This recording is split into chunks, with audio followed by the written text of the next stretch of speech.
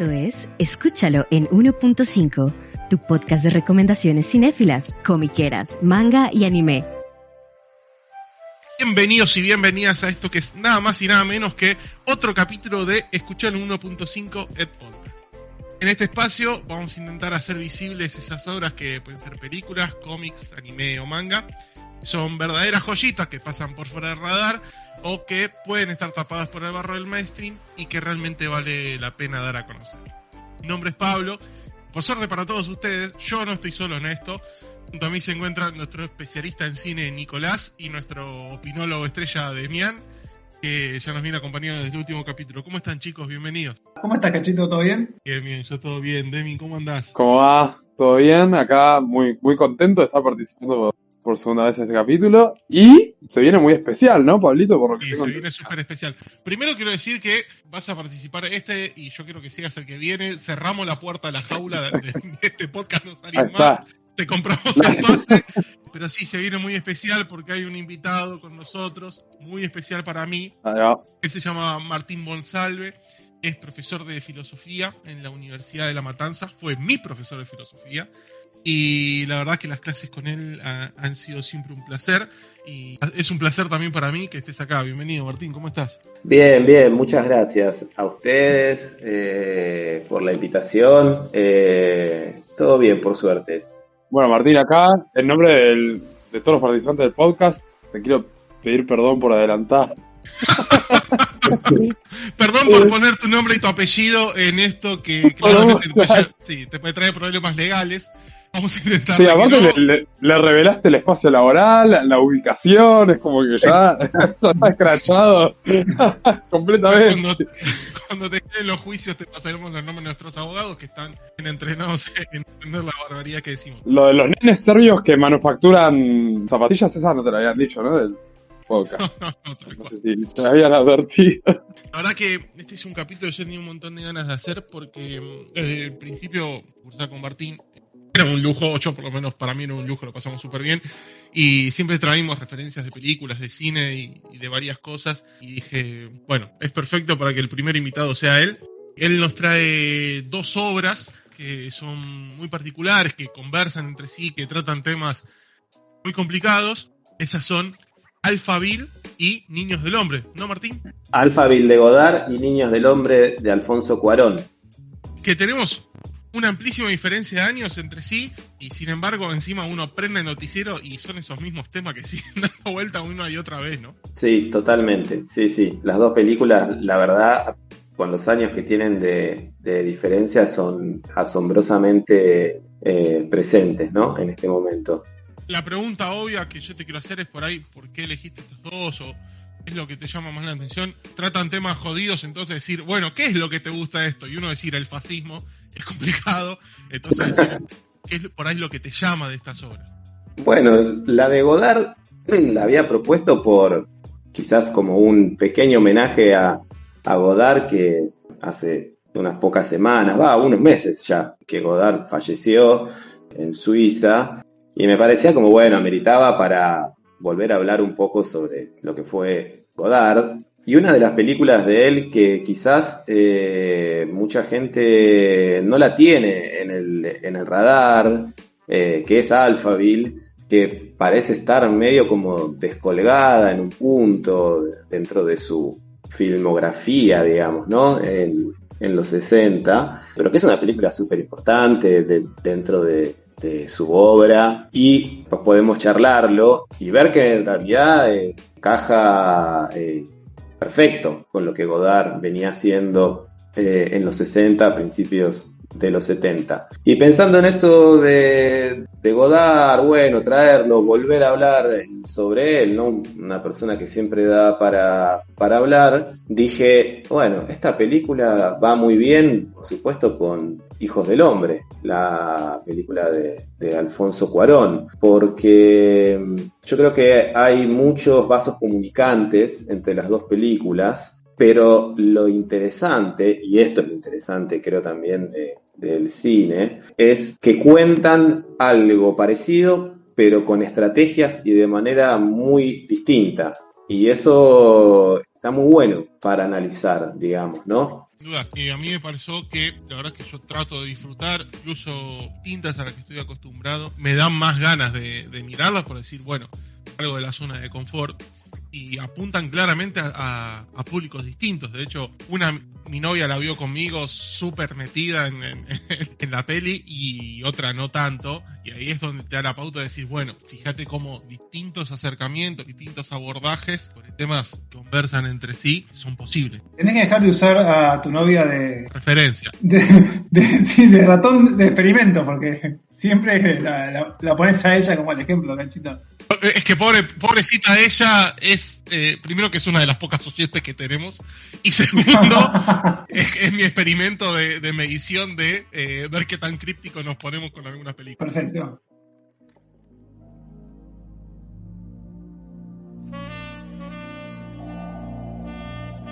Si está fuera del radar, seguro en Escúchalo en 1.5 lo vas a encontrar. Tu podcast favorito de obras B-listers.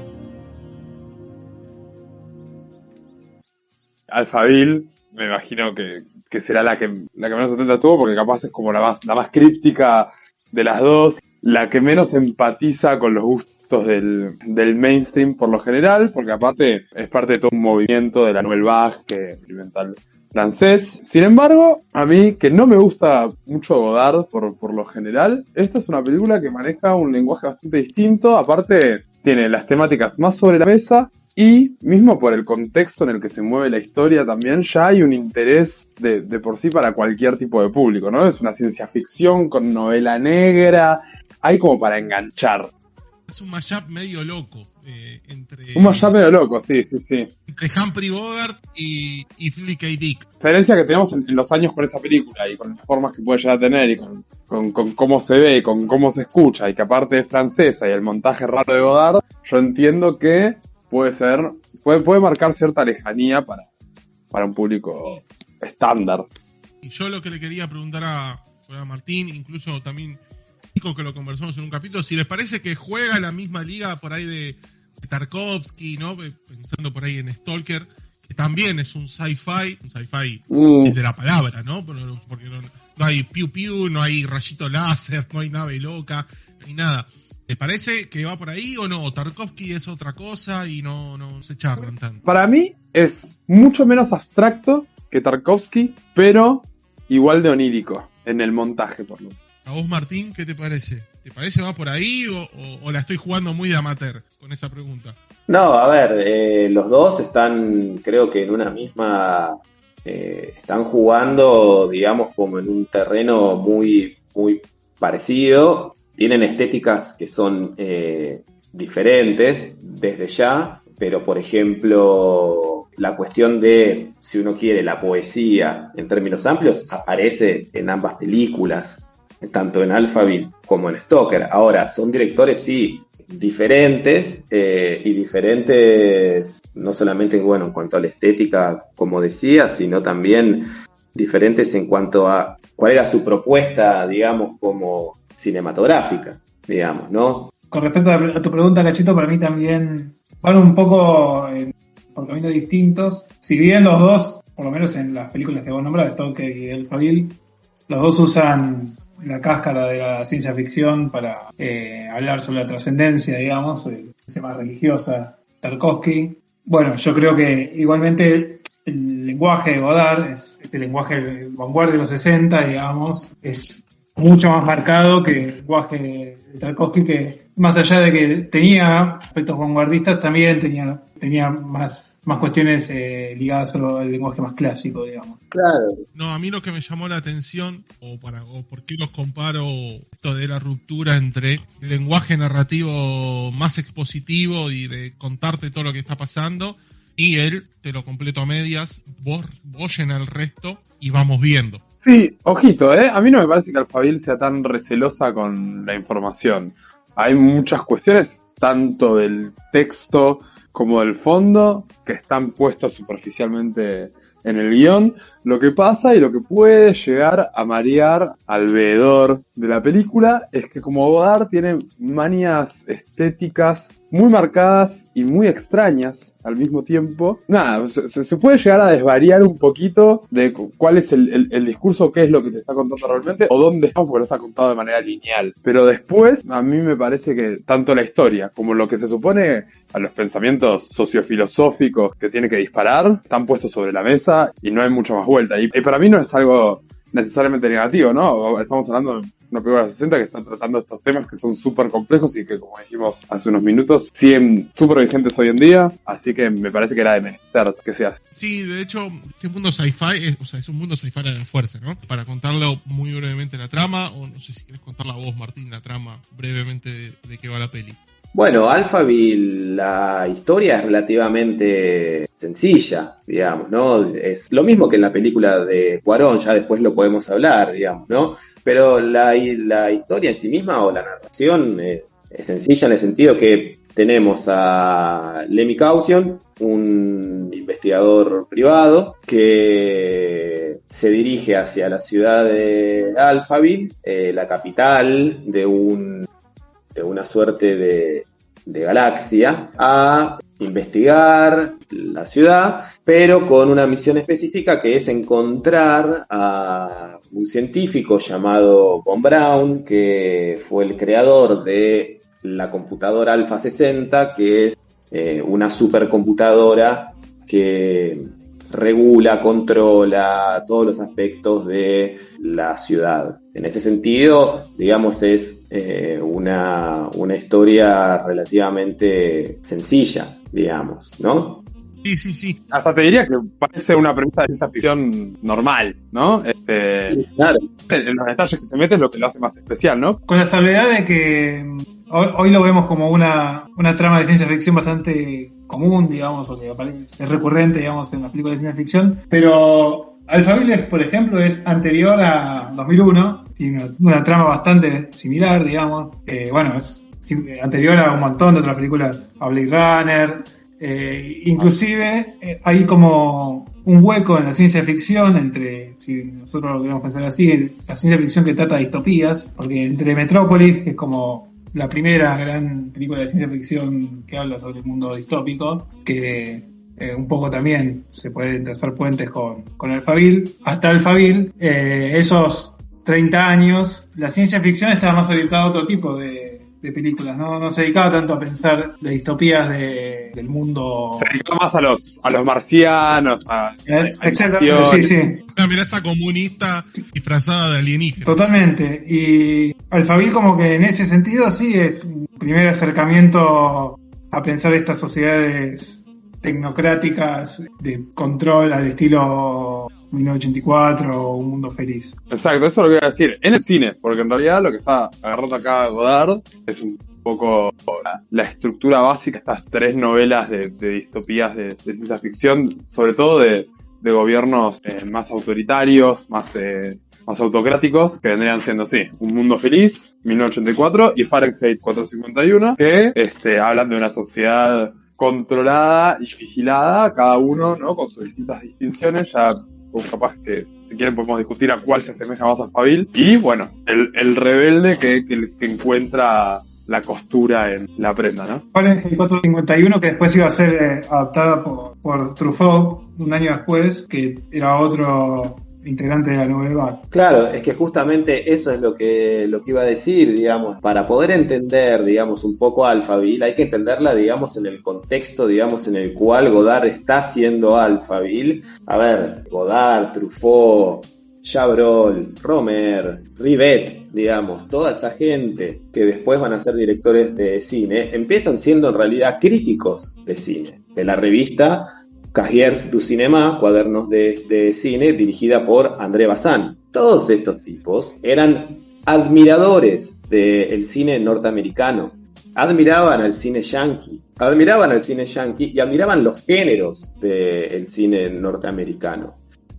La genialidad de estos tipos cuando se vuelven cineastas, sobre todo Godard, por ejemplo, acá en Alphaville se ve, es tomar estos géneros norteamericanos, es decir, tomar los códigos que tenían estos géneros, pero infundirles otra cosa.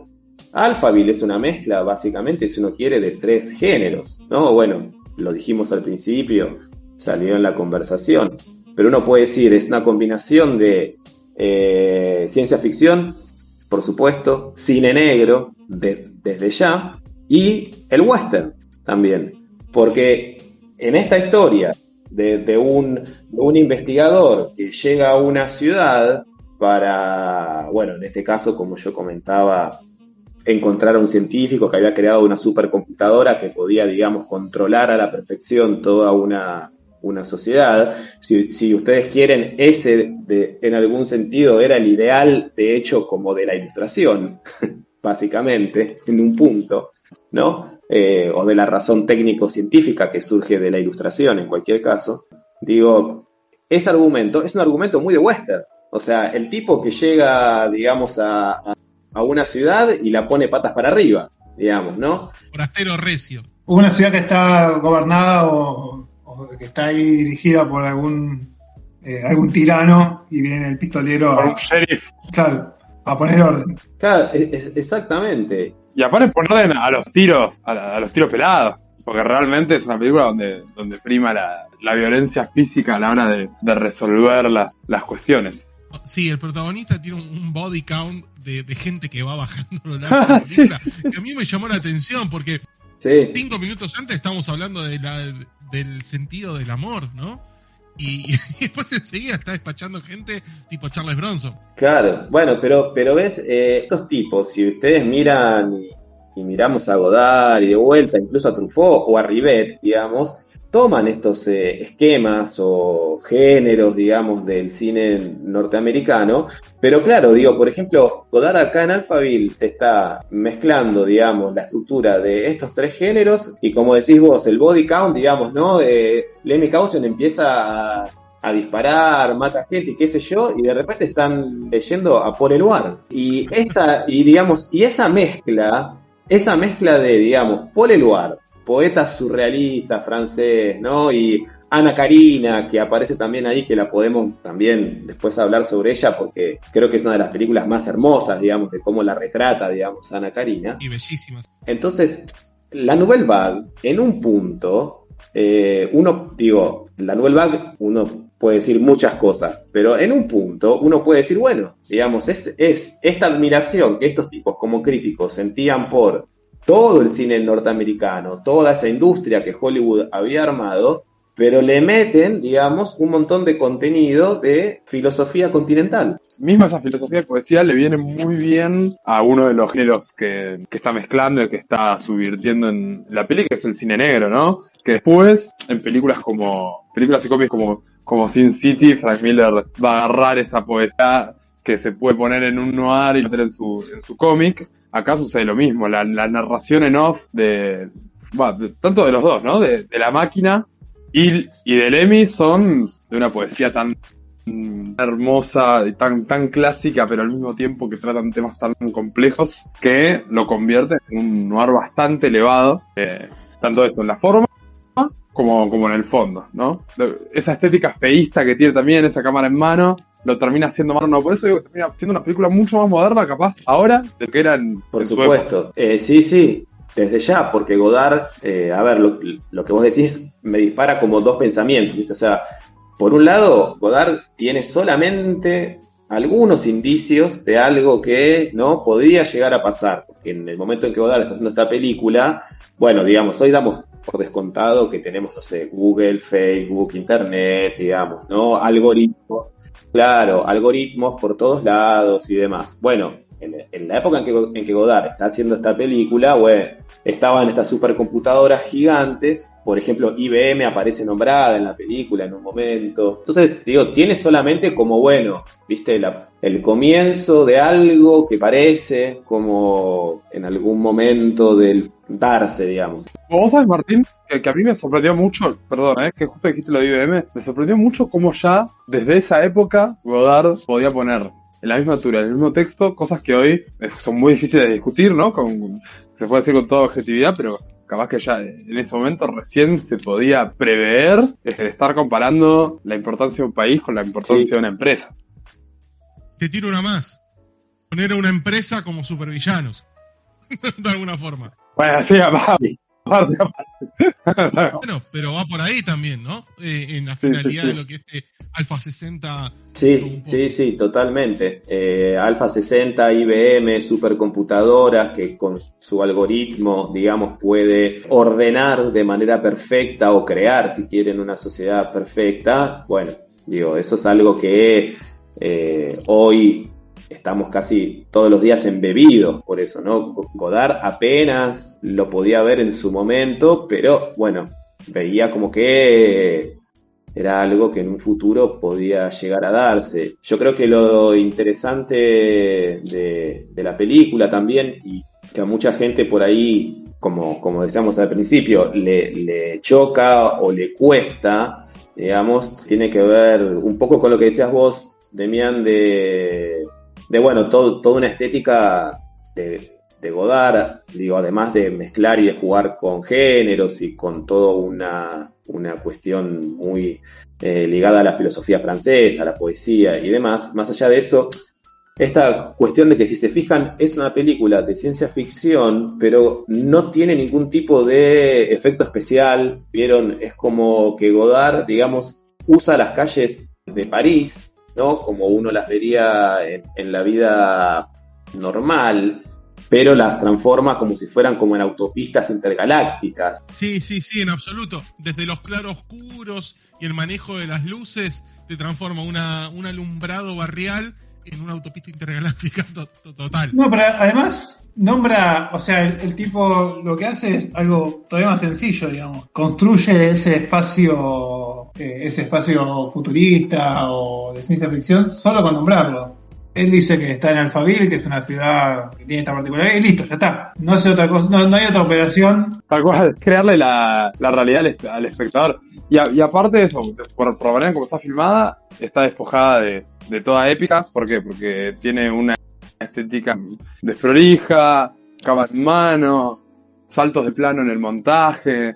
No está presentada de ninguna forma como algo espectacular. Es la ciencia ficción más barrial. Y aparte, ya para la época tenía una estética avejentada, porque estaba haciendo homenaje al cine negro de los 40, cuando acá ya estábamos en el 66, 16 años después de la moda de ese tipo de cine. Entonces, sí, es como una ciencia ficción futurista, pero retro. Exactamente. Es que desde los aspectos formales, digamos, pensemos que, bueno, la narración clásica de Hollywood ya a partir, bueno, es un tema que da para hablar mucho más tiempo, pero a partir de la crisis de los estudios y demás, a partir de la llegada de la televisión y otros aspectos, bueno, se da paso, digamos, a la oleada europea, digamos, que vino medio a poner de pies y cabeza la narración clásica de Hollywood. Y en Alphaville, sobre todo porque, bueno, después Godard, más adelante, cada vez se va haciendo más vanguardista, si queremos. Alphaville es de las películas que más se dejan ver, pero hay un montón de cuestiones que caracterizan el cine, digamos. Estas cuestiones de los saltos de ejes, este montaje intelectual que intercala, digamos, escena de la película con insight, quizás de carteles o de fórmulas matemáticas o de lo que sea. De hecho, hay una cuestión interesante que es este pastiche formal que usa Godard. Después, si lo queremos rastrear ahora en el cine contemporáneo, Godard es una clara influencia de Tarantino, digamos, que usa lo mismo, digamos, llena de referencias pop la película, alusiones a Dick Tracy, como a Nosferatu, y además una cuestión interesante que tiene la película, por ejemplo, es cuando, por ejemplo, Lemmy termina destruyendo a la supercomputadora, de repente la película se ve en negativo, deja de ser blanco y negro y se empieza a ver en negativo. O, por ejemplo, personas hablando de la cámara, rompiendo la cuarta pared. Bueno, a mí lo que me llamó mucho la atención, cómo uno entiende el funcionamiento de este mundo imaginario, justamente por la mera normalidad de estos personajes. Como decías vos, el tipo rompe la supercomputadora y uno empieza a ver ciertas imágenes en negativos, ¿no? Como que algo cambió. algo se rompió y me lo están diciendo a través de imágenes. No tenemos al típico profesor loco, supervillano científico, diciéndote, no, bueno, todo es mi plan.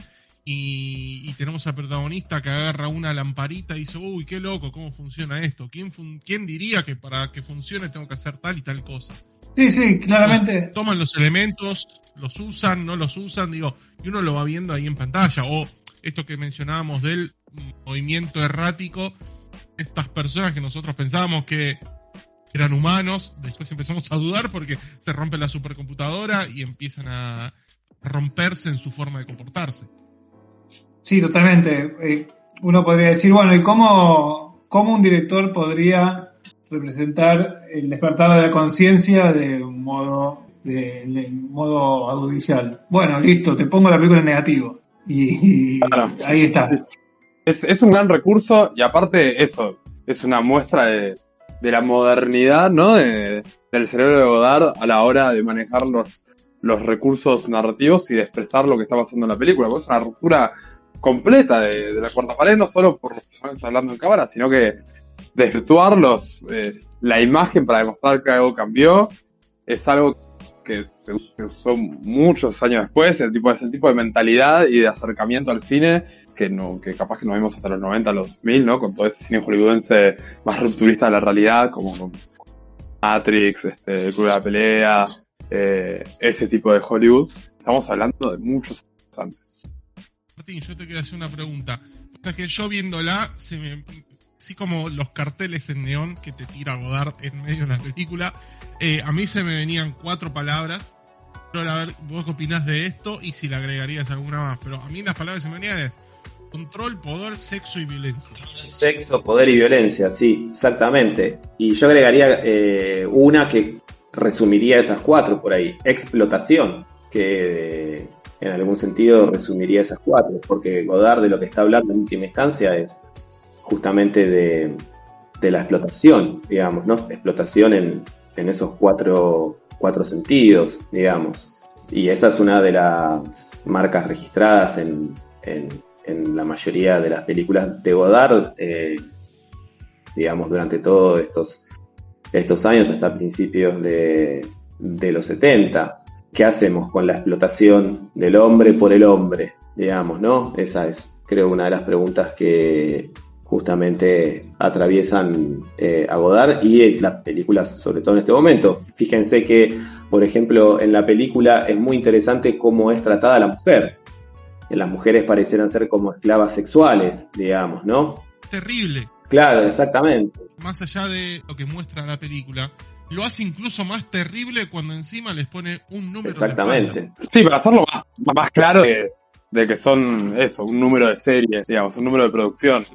Quiero aprovechar acá que tengo a Martín, ¿no? Para abrir una de las puntas que vos mismo dijiste recién, que capaz es una de las preguntas de Godard a través de todo su cine, pero obviamente es una pregunta que tiene cualquier ser pensante que vaga hoy por la ciudad mercantilizada en la que está. ¿Qué hacemos de la explotación del hombre por el hombre?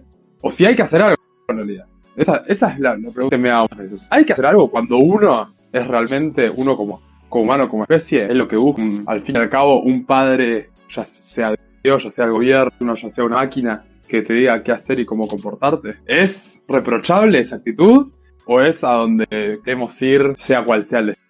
Yo creo que, mira, hay una frase que Lacan le decía a sus estudiantes mientras formaba, digamos, ¿no? Como a futuros analistas. Y Lacan, en un momento, en uno de sus seminarios, dice que él, que no esté a la altura ética de las circunstancias de su tiempo, que renuncie. Yo creo que esa frase se puede, digamos, extrapolar a, digamos, cualquier ámbito, más allá de que en este caso Lacan le haya dicho a sus estudiantes, digamos, ¿no? Me parece que es una frase que debería atravesarnos a todos como personas. Aquel que no está a la altura de las circunstancias éticas de su tiempo, bueno, que renuncie. Digo, miremos el mundo contemporáneo que tenemos hoy en día. Un mundo que peligrosamente está girando hacia un nuevo fascismo, hacia formas de violencia, hacia formas de xenofobia. Digo, miremos el mapa político, ¿no? de en el 2022. Digo, el futuro no parece ser demasiado auspicioso en ese sentido. El regreso del fascismo, como dije, xenofobia, violencia política, bueno, etcétera. Bueno, ¿qué hacemos con eso? ¿Cómo uno se posiciona frente a eso? Que creo que era más o menos por donde iba tu pregunta. Bueno, ahí eso ya es una cuestión, digamos, ética. Y en ese sentido, me parece que esa frase de Lacan es muy acertada. El problema me parece que es acertada en una sociedad que cree todavía en la ética. Y sin mirar tanto la geopolítica, digo, hoy en día con los valores más hedonistas e individualistas que nos estamos manejando por distintos medios de comunicación que los tenemos, cómo nos presentamos hoy a la sociedad, creo que la ética justamente, como está quedando en un segundo plano, es muy difícil de evadir el camino por el que estamos yendo como sociedad, digo, ¿no? Es que justamente yo creo que Godard, una de las cosas que denuncia en la película, y se puede leer entre líneas, o uno podría hacer una interpretación, es justamente eso, porque Godard lo que está criticando en última instancia es la razón técnico-científica. La razón técnico-científica que él está viendo que quizás va a girar hacia, por ejemplo, supercomputadoras con algoritmos que pueden crear como una sociedad ideal, etcétera, etcétera. Ahora, ¿cuál es el problema, ¿no?, de un mundo gobernado, si uno quiere, por la razón técnico-científica? El problema es que cancela el pensamiento ético, justamente, el pensamiento en valores, en aquello que tiene valor en sí mismo para nosotros como seres humanos. Y esa es una discusión que hay que volver a darle. O sea, si vamos a repensar, a ver, no quiero sonar grandilocuente, pero si vamos a repensar, digamos, el mundo en el que estamos, qué mundo queremos y demás, bueno, hay que volver a pensar en términos éticos, otra vez, porque justamente el problema de la razón científico-técnica, que puede expresarse hoy en día a través de algoritmos, donde uno, por ejemplo, está en su casa y dice, uy, qué bueno sería tener una tele, ¿no? Y prendés el celular y tenés la propaganda de una promoción de plasma en 18 cuotas y uno dice, che, ¿qué pasó? Que el teléfono me escuchó. Pasó exactamente lo mismo el viernes pasado, pero yo dije la palabra torta y empezó a aparecer imágenes de tortas y de Café Martínez en Instagram. Bueno, eso... Gracias, Café Martínez, por oficiar este capítulo. Lamentable interrumpir la reflexión de Martín por esa estupidez. Perdón. No, pero es excelente. No, pero tal cual, todos los días, además. Esa reflexión es alfa 60 en última instancia, digamos, ¿no? Si uno quiere, en la película. Pero bueno, habría que justamente el punto de partida creo que sería volver a pensar en valores. Bueno, ¿qué tiene valor para nosotros? ¿No? O sea, porque los valores en última instancia son justamente formas de hacer, de pensar, de sentir, que son valiosas en sí mismas, digamos, que no tienen ningún tipo de utilidad más allá de ser valiosas para el ser humano en cuanto ser humano. Ahora, la razón técnico-científica cancela ese pensamiento, lo cancela, y Godard creo que en la película, y por eso aparece mucho el tema de la poesía, es justamente esta idea de que tenemos que volver a pensar éticamente, pensar en valores, y la poesía, por ejemplo, puede ser un camino, en última instancia, para volver a pensar en eso que la razón técnico-científica, como ya dije, cancela, porque solamente tiende a pensar en lo que es útil, digamos, no en lo que tiene valor en sí mismo. Y en el amor también, porque básicamente también la película finalmente también tiene una trama romántica, digamos, entre Ana Karina, bueno, el personaje de Ana Karina y Levi. Bueno, finalmente la victoria del personaje no es solamente haber derrotado a la supercomputadora, sino ganarse el amor de esta chica que no lo conocía mientras estuvo bajo la sociedad de Alphaville. Ni no conocía ni la palabra. Y vos sabés que justamente en ese sentido hay dos cosas que... Primero, que el cierre termina muy fuerte cuando el protagonista le dice al personaje de interés amoroso, no mires atrás, que lo dejamos atrás. Cuando mencionaban lo de la palabra, yo no quiero decir que es un chiste, porque no es un chiste, pero hay una ironía que me pareció espectacular, cuando hablan de la Biblia, y en esta sociedad gobernada por un diccionario. La Biblia es un diccionario, tal cual. Y encima que va manejando las palabras, que ahí venía la parte del control, a su placer y a su idea. Bueno, es que en realidad tiene mucho que ver lo de los valores con qué queremos pensar y sobre qué queremos cuestionarnos de la sociedad en la que hoy nos estamos rodeando, ¿no? Yo viendo esta película me acordé mucho un libro que ya mencionamos, que es uno de los libros que marcó mi adolescencia y mi criterio a la hora de salir a la vida, digamos, que es 1984, y no solo lo pensaba obviamente por la cuestión de la neolengua, que Orwell habla mucho del lenguaje como formador de pensamiento y formador de realidad sobre todo, ¿viste? Si vos suprimís una palabra, no hay manera de entender ese concepto en la caja de la percepción humana, digamos. Y pensaba, el gran hermano que vigila no solo la vida pública, sino también la vida privada, y me acordaba de lo mismo que vos acabas de decir, Pablo, cómo ya dejamos que el gran hermano en realidad nos mire la vida privada, en el caso de la sociedad capitalista en la que hoy vivimos, para que nos pueda vender algo. Y hoy estamos repletos de un algoritmo que nos dice cuál es el camino lógico de qué información queremos consumir, sobre qué música queremos escuchar, qué películas queremos ver, y un algoritmo que aparte es tan complaciente que se va amoldando según el historial de cada quien. Cada quien que está cada vez más encerrado en su mundo, en la realidad que supuestamente está globalizada. Y para mí lo más difícil de afrontar y de pelear contra eso es que resulta tan cómodo para la gente. Resulta tan cómoda la comunicación que nos brinda, tan cómodo que realmente todo esté a nuestro servicio según el criterio, entre comillas, lógico que debería tener cada uno.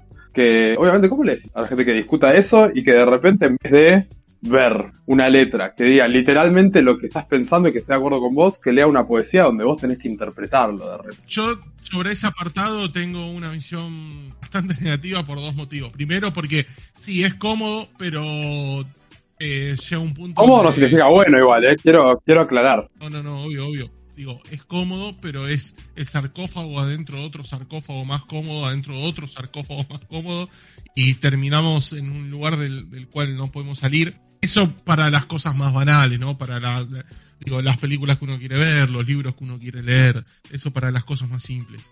Para las cosas más complicadas... Sí, pero termina formando como personas. Bueno, porque también hay que empezar por lo más simple. También entiendo la geopolítica, pero la vida individual de cada uno termina formando la de todos. Claro, ¿por qué? Porque eso te lleva a una radicalización. Si el algoritmo me va llevando cada vez a cosas que el algoritmo piensa que son más afín a mí, cada vez termino en un pensamiento más radicalizado, cada vez más radicalizado, y ahí es donde se van moviendo, ahí es donde se genera la brecha, la grieta, o el nombre que le quieran poner en donde sea que nos escuchen. Es donde se genera esto de o me voy a la extrema izquierda o me voy a la extrema derecha si yo dejo el reproductor automático en YouTube, ¿se entiende? Como paso de videos súper simples que me explican por ahí una cuestión del día a día acá de mi país, a videos de terraplanismo, a videos de discriminación, a videos de xenofobia, a videos de un montón de cosas.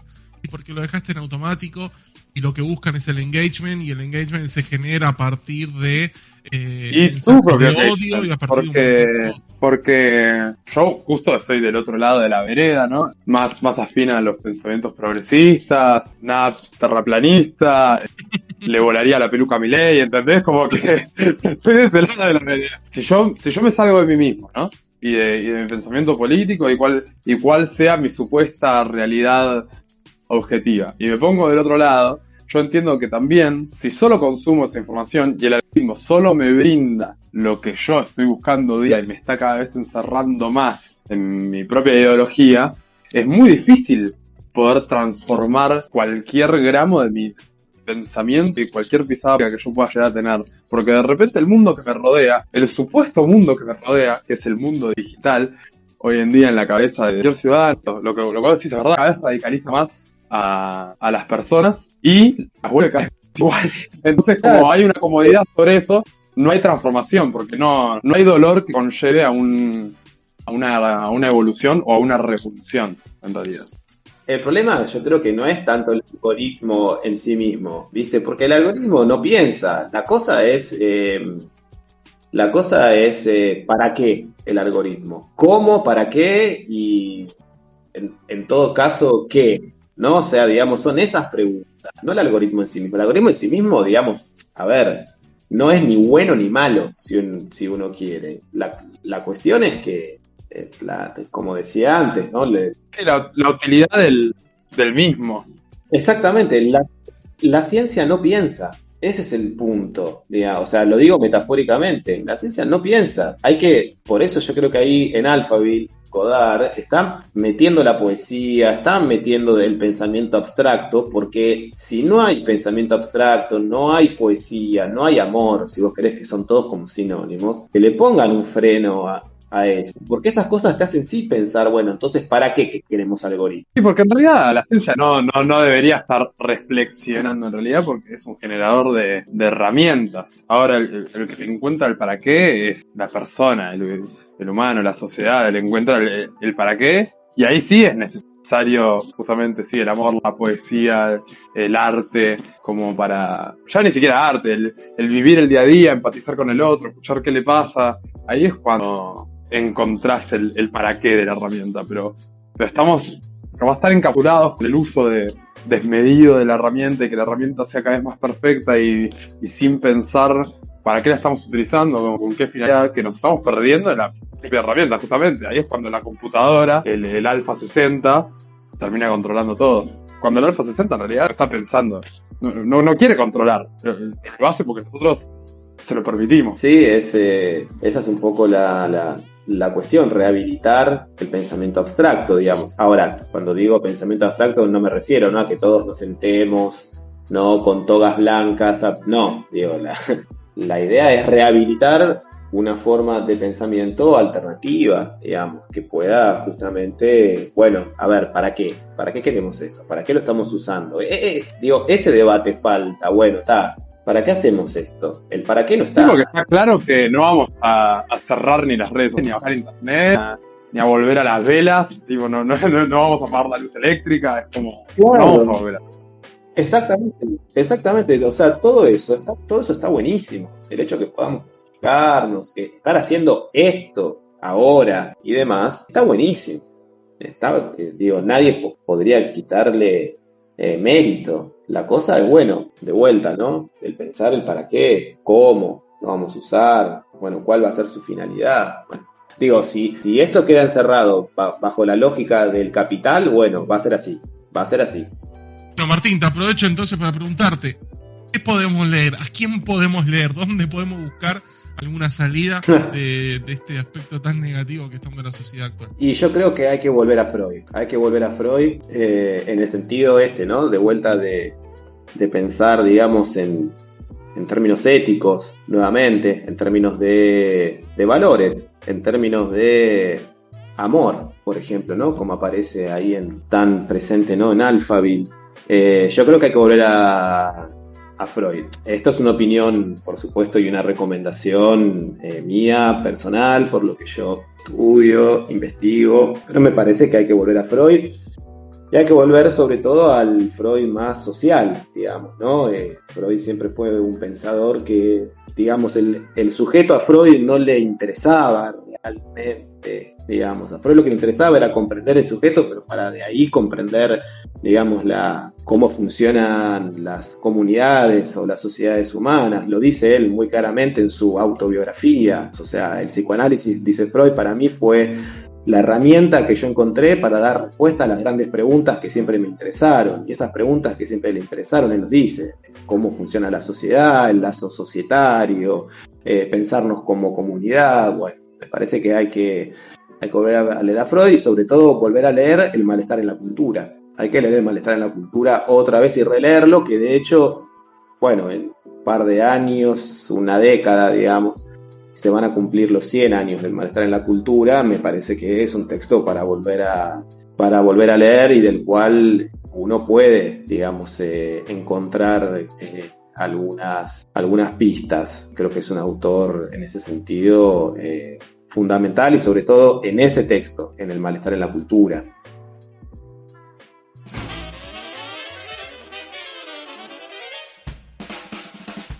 Lo que Netflix no quiere que veas, encontrarlo acá, en Escuchalo en 1.5. Bueno, y en la segunda película que tenemos para hoy, elegimos, o en realidad Martín eligió Niños del Hombre para presentarla a nuestra audiencia. La verdad es que yo tenía muchas ganas de hablar de esta película porque es una de mis películas, no sé si favoritas, pero sí la verdad es que lo disfruto mucho en los términos de la angustia que plantea la película. Me gustan los temas que toca, me gusta cómo están presentados, me gusta cómo están abordados, cómo hay toda una situación alrededor que te dice muchísimo de un montón de cosas, aparte de la historia que te cuenta. Lo que me queda preguntarle es a Martín por qué eligió esta película y qué es lo que le atrajo de traerla al podcast. A mí Children of Men, o Los Hijos del Hombre en castellano, también me gusta bastante. La traje, creo que dialoga bien con la película de Godard, en el sentido de también una distopía, digamos, ¿no? Pero por otro lado, Cuarón nos presenta una distopía distinta, que quizás es un poco más cercana justamente a nuestra contemporaneidad, digamos. Eso por un lado, y por otro lado por cómo está hecha en lo formal, digamos, la película, ¿no? Está claro que lo más importante de la película no es la historia, sino justamente todo lo que no se ve, digamos, de la historia. Es decir, lo más importante, creo, es la puesta en escena. Es con eso con lo que Cuarón está jugando, ¿no? Lo que la historia o la cámara, digamos, no cuenta, que es todo justamente lo que sucede por detrás de la historia principal. A mí lo que me gusta mucho de la peli es que trae todo ese clima apocalíptico que va de los 60 a los 80, con el tema de el miedo a la bomba atómica, la Guerra Fría, el levantamiento nuclear, ¿no?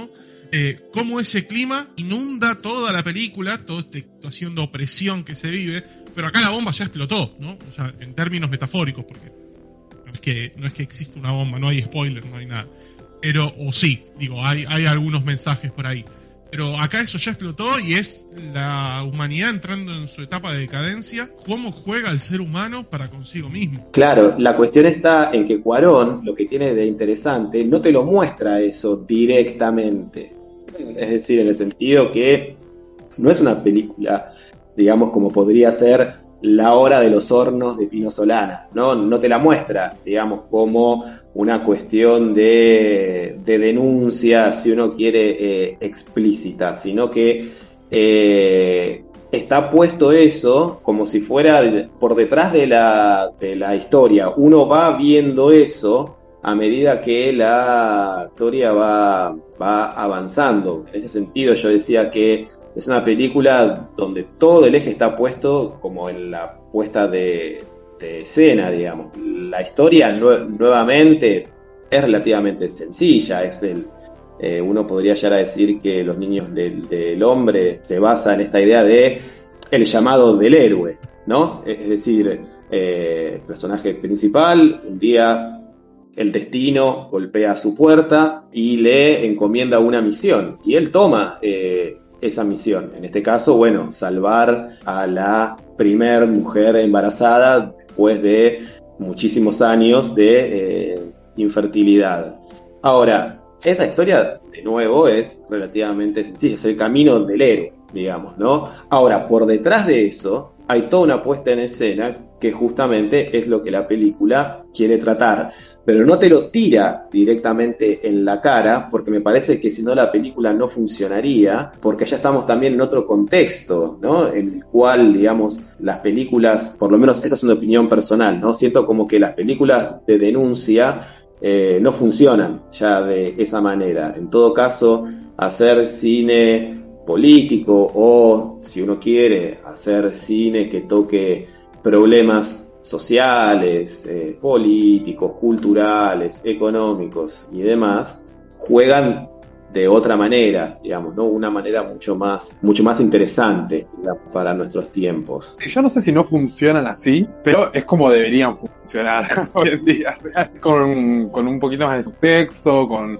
las cosas un poquito más por debajo de la superficie, y que no te estén gritando a la cara qué es lo que están denunciando, ¿no? Sin ir más lejos, tenemos, aunque sean bastante obvias en su apartado, las películas de Jordan Peele siempre tienen algún giro de tuerca sobre lo que se está contando, o no necesariamente el argumento se trata del problema que se cuenta, o del otro lado de la vereda, en mi opinión personal, tenemos películas como El Joker, que sí hablan de lo que están hablando de la manera más literal y burda posible, y la convierten en una película bastante de verga, pero bueno. A mí lo que me pasa es que encuentro paralelismos perfectos entre a Inglaterra que nos muestra esta película y la Inglaterra de V for Vendetta, la de la obra de Alan Moore, ¿no? Donde nos planteaba ese Neo Londres con esa Neo Thatcher, ¿no? Donde los conservadores tomaban el gobierno y a pura fuerza se hacían con un poder totalitario, xenófobo, cerraban puertas, cerraban puertas, me refiero a cerraban las puertas de su país, expulsaban a los inmigrantes, ya sean legales o no, y a partir de ahí surgían un grupo o un individuo, gente que no se la bancaba, que hacía un clima recontra remil explosivo en todos los sentidos. Y yo no lo apuntaba a esto como diciendo, mirá, chorredo acá, sino al contrario.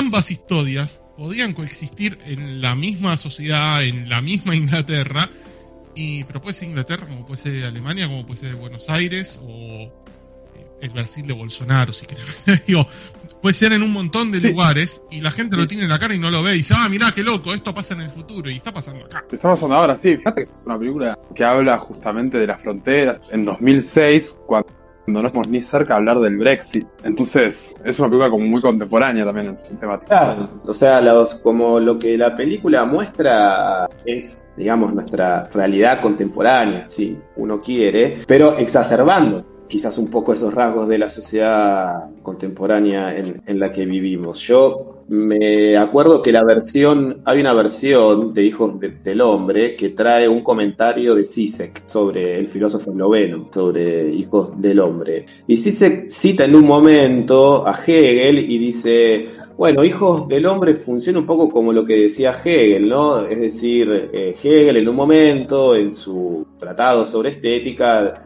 dice que un buen cuadro funciona en el sentido que muestra mejor a la persona de lo que la persona es en sí misma, digamos, ¿no? O sea, un buen cuadro es mucho más de lo que la persona es en sí misma. Creo que, y sí sé que la idea de él es esta. Bueno, eso es un poco lo que pasa con Hijos del Hombre, digamos. No es que apunta como a una especie de realidad alternativa y distópica. No, mirá, esa distopía es la que ya estás viviendo, y para mostrártelo lo que voy a hacer es exacerbar algunos de esos elementos distópicos. Lo más interesante, lo más extraño de la ciencia ficción es la parte donde las mujeres, que es lo más inexplicable, ya no quedan embarazadas, pero en realidad es un disparador para poner en situación todo el contexto de fervor nacionalista que está teniendo Inglaterra en el guión, y que termina decantando en situaciones tan intensas como, bueno, el protagonista propone en un punto hacer público el milagro de la embarazada, pero dice, no, ¿qué van a decir si somos de afuera? ¿Cómo se pensás que lo van a tomar? Entonces ahí ya entramos en una discusión más profunda y mucho más real de lo que pasaría, porque si eso lo extrapolamos a la realidad de hoy, es muy difícil discutir que es así como que eso ya pasa. Yo me quedé también con esa escena por indignación, lamentablemente me quedé, porque si bien es medio un pastelazo en la cara, funciona perfecto porque pasa. Eso pasa ahora, digo, para quienes todavía no vieron la película o quienes no la vieron y no la recuerdan, es la escena donde justamente se hace notorio y se hace sabido de que la chica está embarazada, que Martín hace 20 años nadie podía tener un embarazo, porque tenés 2 generaciones que se perdieron, y están en una disputa incluso entre la facción contraria al gobierno de cómo utilizar al bebé, hacer de eso una bandera, hacer una cuestión más científica para ver si se presenta en sociedad y cómo se actúa. Y te decía Dami, eso ya pasa porque lamentablemente, ya la opinión que yo tenga de él, el fallecimiento de Maradona, que es una figura importante para el país, quiso hacer algo parecido. Y lo mismo, como ese ejemplo, hay un montón de decir, bueno, ocurrió un hecho y trato de llevarlo para mi favor, de darle la interpretación que yo quiero, y a su vez que tarda en imponerse interpretación en todos los demás. Yo, más allá de... me parece que es interesante el McGuffin que usa sobre esta idea de la infertilidad de la humanidad y bueno, las consecuencias que eso puede llevar a final una sociedad posible. Que uno podría pensar, bueno, hoy por hoy la pandemia podría haber sido un McGuffin parecido para pensar, bueno, a ver si a partir de esto la sociedad se va a radicalizar hacia un... Sí, fue el McGuffin de la vida real, ¿verdad? Bueno, por eso sí, hacia un mundo tan fascista como el que propone la película, digamos, porque básicamente no es una película que la ficción a veces se choca con la realidad, digamos, y es interesante pensarla de ese modo. Yo quizás me voy a poner como en el contra de esta charla, digamos, porque a mí es una película que no me gusta. Me parece que las cuestiones formales de la película no me convence, más allá de que, por supuesto, tiene una proeza técnica en los planos secuencia, cómo están filmados. Tiene a Lubezki, que es el fotógrafo mexicano tan conocido, que bueno, fue uno de los impulsores de las carreras de Cuarón y de Iñárritu en Hollywood. Que bueno, después es el director de fotografía quizás más de moda, junto con Roger Deakins en Hollywood ahora. Me parece que, por ejemplo, la decisión formal de filmar toda la película en cámara de mano y de querer darle ese efecto documental todo el tiempo a la película, me parece que conspira un poco con la potencia que significa ese recurso. Por ejemplo, un ejemplo para mí de cámara de mano bien utilizada es, por ejemplo, una película totalmente distinta a esta, que es Río Místico, una película de Clint Eastwood. La película está filmada de forma clásica, toda la película. Clint Eastwood es un tipo muy, muy clásico de filmar, no necesita estar diciendo acá soy director de cine.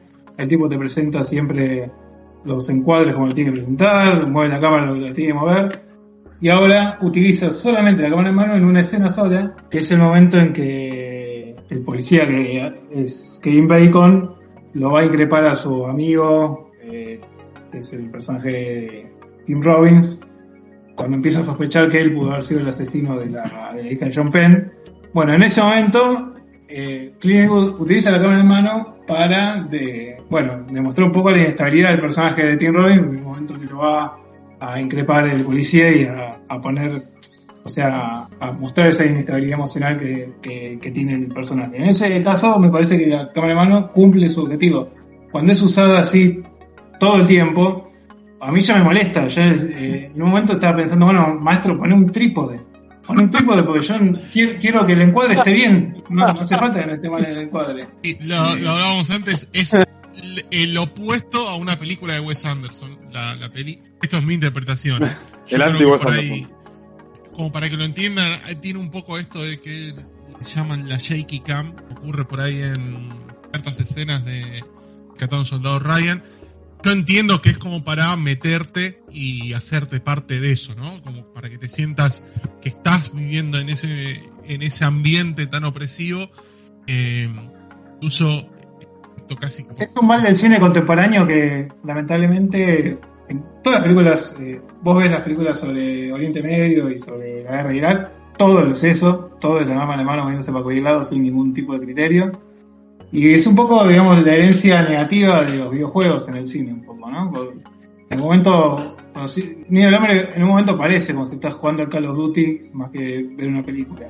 Sí, yo lo que tengo para decir sobre la experiencia sensorial de la peli, que punto número uno, a mí me plantea sociológicamente, me parece súper interesante, pero me parece que la película está más subordinada a la emoción y a la secuencia tras secuencia que al planteo filosófico. Me parece que queda muy en segundo plano.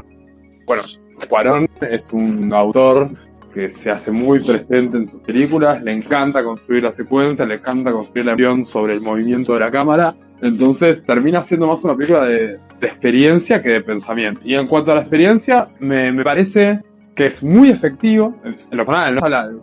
Lo que le llega a la emoción, no a cada uno, siempre termina siendo individual, pero me pareció muy efectivo el suspenso, la tensión, el plano tras plano, cómo está hecho, los planos secuencias, cómo van pasando de situación a situación de manera tan dinámica. Son en las escenas, en la escena del coche, donde lo tienen que hacer arrancar y los están persiguiendo, tenía el culo en la silla, que no me podía despegar, que me estaba a punto de comer mis propios dientes, estaba muy tenso. Y eso pero por momentos. Lo que sí estoy de acuerdo, es muy sofocante, pero sí estoy de acuerdo que cuando uno recapitula los cuadros y las imágenes que dejó la película, son muy monótonos.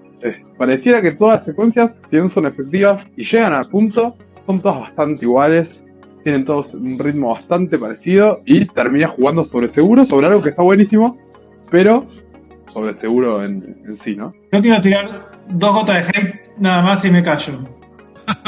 dos pastritos de hate nada más y listo. Primero, creo que lo que también me molestó de la película es como que el guión es muy atropellado. De hecho, si ves, el guión lo firmaron como 6 personas y eso un poco se nota.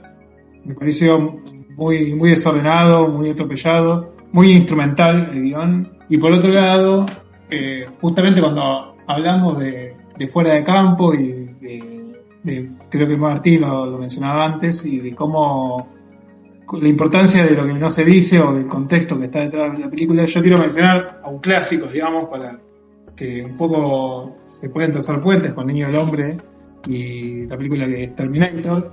Digamos, las dos, Martín también antes lo mencionaba, las dos hablan de un poco del camino del héroe en clave de alegoría cristiana, ¿no? Es muy clara la alegoría cristiana en Niño del Hombre, digamos, la cuestión del Mesías, la chica, esa Virgen María que él la encuentra en ese pesebre, en esa granja. Claro, porque él cuando descubre el embarazo está justo en un granero, ¿no? Claro, sí.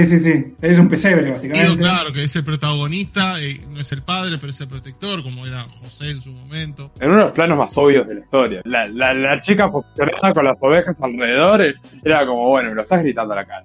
Segundo puesto atrás del Superman de Snyder. Pero...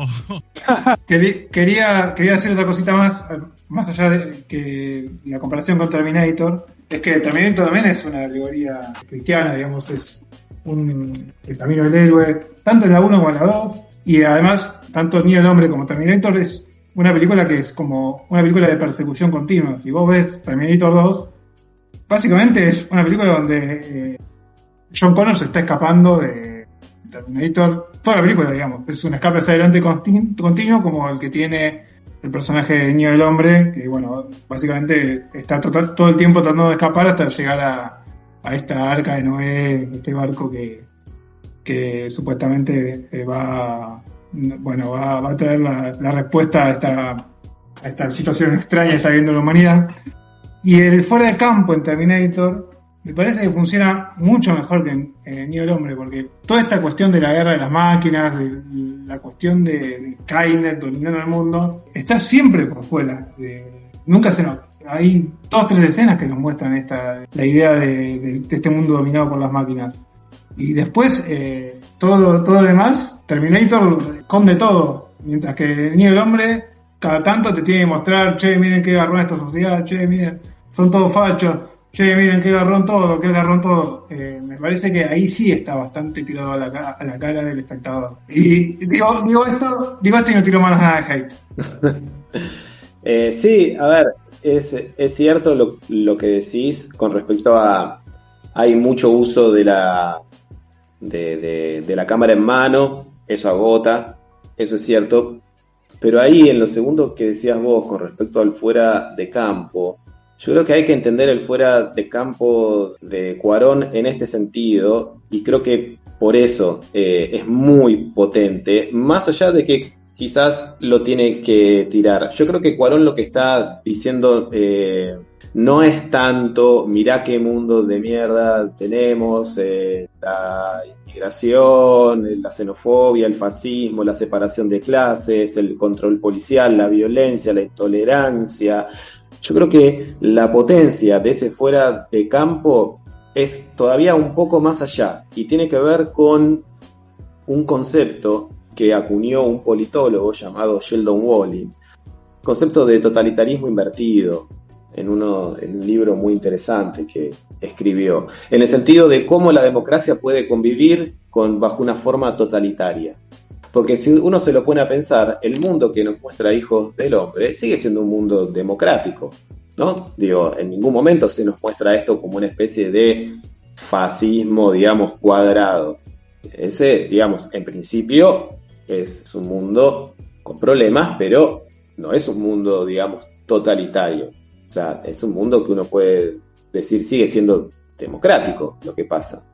Ahora, creo que el valor, digamos, de ese fuera de campo, que me parece que ahí está, digamos, como lo muy interesante que plantea Cuarón y que me hizo resonar mucho a esto que había escrito Sheldon Walling, es el hecho de cómo, digamos, nuestras democracias van girando hacia una especie justamente de totalitarismo invertido, es decir, que el totalitarismo puede convivir perfectamente bajo una forma democrática o uno lo podría poner o parafrasear en estas palabras, la democracia se convierte simplemente en una pantalla y eso me parece que es muy interesante de lo que plantea justamente Cuarón, digamos que ya no es más, no vivimos más bajo formas, digamos, totalitaristas de un Estado fuerte que controla justamente todo de arriba hacia abajo, sino que es invertido en el sentido que es que ahora, digamos, si uno quiere, el control proviene desde la propia sociedad civil. Entonces es en ese, digamos, bajo ese fondo o telón de este fondo que cobran sentido estas cuestiones como la inmigración, el control policial, la violencia, la separación de clases, como decía antes, la xenofobia, etcétera, etcétera, ¿no? Es esta unión entre democracia y totalitarismo que se está dando contemporáneamente. Eso es lo interesante, me parece, de la película. Sí, ahí volvemos un poco a la sociedad que pide y otorga el control a los gobiernos, como a las inteligencias, como el algoritmo, a ejercer el control sobre nosotros, ¿no? Estamos hablando de un totalitarismo democrático, o un totalitarismo votado por la democracia.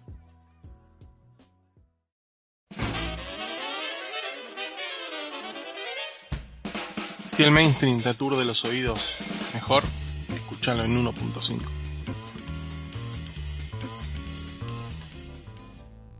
Y hay un concepto que es que, bien sucede, a veces el solo ser es considerado ya suficiente para ser considerado un criminal, ¿no? Es por ahí un poco lo o al menos lo que te va mostrando en distintos puntos. A mí esta película lo que me disparó también es atraer ahora que es un cómic que salió hace no mucho, se llama Trees o Árboles, sería en español, está escrito por Warren Ellis, es el autor de Planetary, de Authority y de Northlanders, por ejemplo, también. Northlanders es de Brian Wood, no es de Warren Ellis. Entonces, lo que plantea justamente en esta historia Trees es que en la nada se irrumpe un hecho fantástico, como en este caso puede ser la falta de fertilidad en hombres o mujeres, pero eso, y acá lo que ocurre es que llegan unos alienígenas, pero esos alienígenas tienen la forma que, imagínense, como si fueran las naves que caen en la Tierra, pero como si fueran unas torres gigantes con forma de árbol. Y cuando hablo de gigantes, hablo de, vivían en Buenos Aires, imagínense 6 obeliscos uno al lado del otro, ¿no? Una circunferencia del tamaño de un estadio de fútbol y una altura que apenas se lo puede ver hacia el cielo. Y estos bichos no hacen nada, simplemente llegaron, no hacen nada y tampoco somos nada para ellos. Entonces, en ese esquema de sociedad, te va mostrando, por un lado, una historia de amor LGBT, por otro lado, te va mostrando un grupo o una facción de la sociedad que se quiere hacer con el poder para derrocar al gobierno, por otro lado, te va mostrando justamente estas pequeñas derechas, por decirlo de alguna forma, de cómo van creciendo y cómo va cada vez siendo una fuerza policial siendo cada vez más y más poderosa, y como cada vez al distinto se los va separando, porque puede ser que nos moramos día de mañana, entonces que se mueran todos ellos, pero nosotros tengamos todos los recursos para poder sobrevivir, si eso es posible. Es esto, es a partir de un hecho fantástico, la sociedad se rompe y nos podemos volver el más hijo de puta con el vecino de al lado, porque necesitamos sobrevivir, que es un poco también lo que refleja o va reflejando de fondo Niños del Hombre. Me hace acordar a esa película, no sé si la vieron, también de ciencia ficción, muy interesante también lo que plantea, la llegada de estas... Película. Sí. De Villeneuve. Sí, de Villeneuve. La de las naves, que hay una cuestión lingüística entre los seres y nosotros. Sí, esa película también es muy interesante, por la vuelta de tuerca que hay al final y la idea de un lenguaje que combina en sí mismo pasado, presente y futuro, digamos. Me pareció como muy interesante. Voy a hacer unas recomendaciones igual de palopas de repente, para el que tenga la posibilidad de tener una consola y un joystick en mano. Tengo 2 recomendaciones por cada película, por si te gustó A y por si te gustó B. Increíblemente, por si te gustó una película de Godard, tengo un videojuego para recomendar. Así que no me la vi venir. Ahí va. Se llama Metal Gear Solid 2, es de un autor llamado Hideo Kojima, que es como el gran autor del mundo de los videojuegos, el más excéntrico, el que exprime su personalidad en todo lo que es el mundo de los fichines. Y mientras iba viendo la película me sorprendía mucho los paralelismos, no solo con lo que está contando, sino cómo lo está contando, ya que él propone también un futuro presente, donde el mundo está... Esto es un videojuego del 2001, donde el mundo está controlado por un algoritmo, por unas máquinas, que pueden filtrar y curar la información, y ellos manejan qué información llega o no a la gente para salvarlos de sí mismo y de lo que él ya estaba pronosticando como la sociedad de la hiperinformación y cómo esto iba a malograr el avance de la cultura y de la evolución humana. Y esto lo hace a través del videojuego, que si bien él es increíble diseñando los niveles, los controles, las mecánicas y todo eso, hace un paralelismo entre la esclavización del ser humano y el jugador siendo un títere del diseño, bueno, en este caso de Hideo Kojima, y de cómo su realidad y sus movimientos están limitados según lo que ya esté programado del mismo video.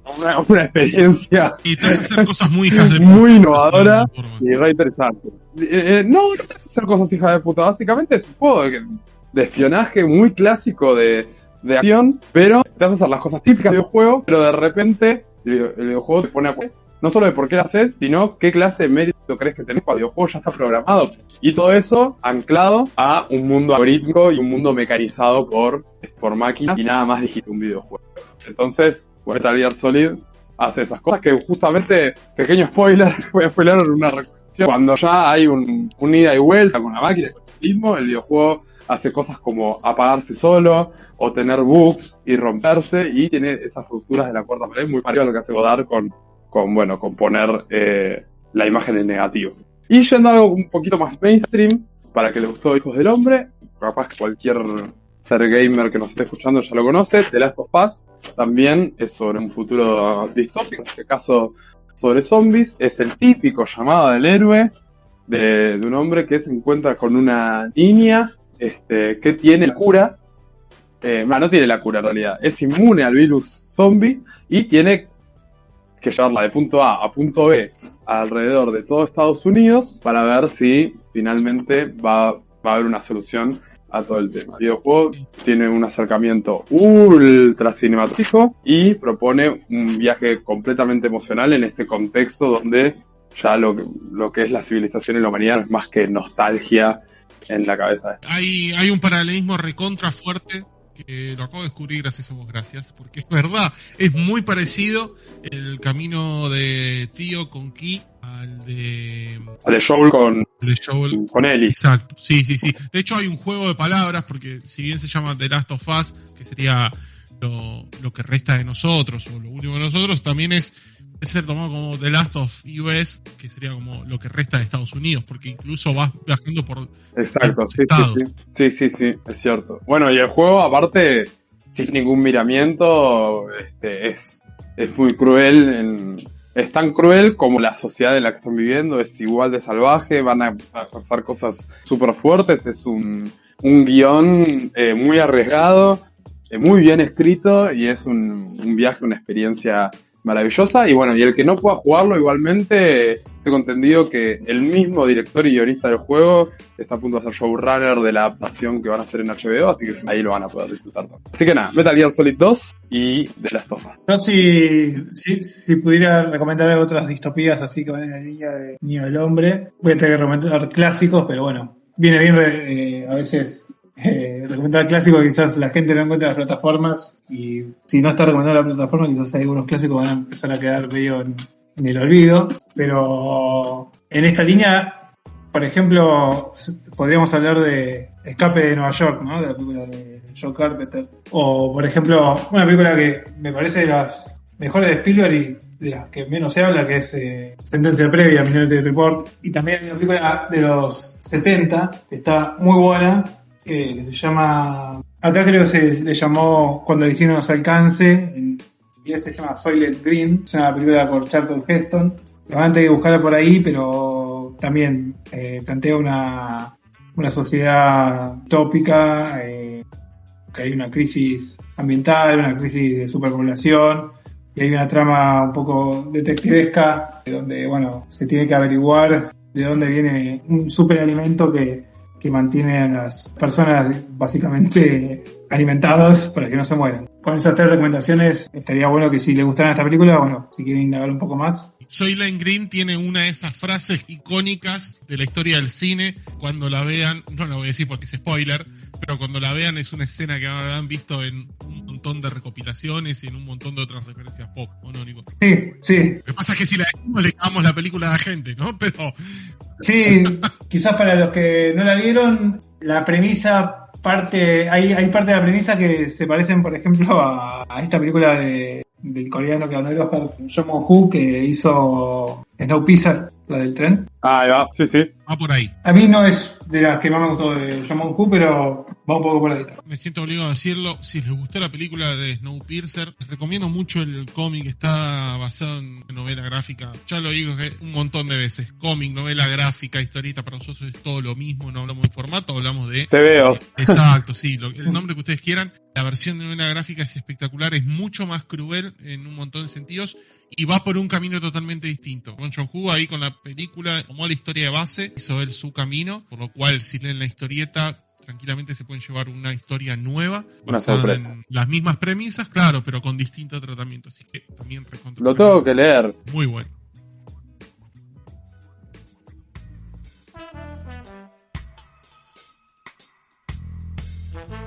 Si está fuera del radar, seguro en Escúchalo en 1.5 lo vas a encontrar.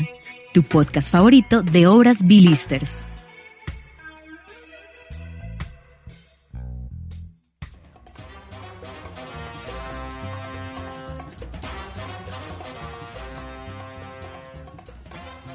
Bueno, Martín, y para cerrar, solo agradecerte que hayas formado parte de este programa, sino también manguearte recomendaciones extra, aparte de esta que nos trajiste.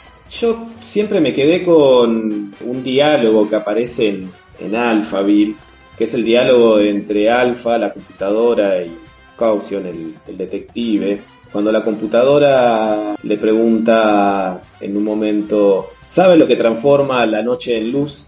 Y Caution responde, la poesía.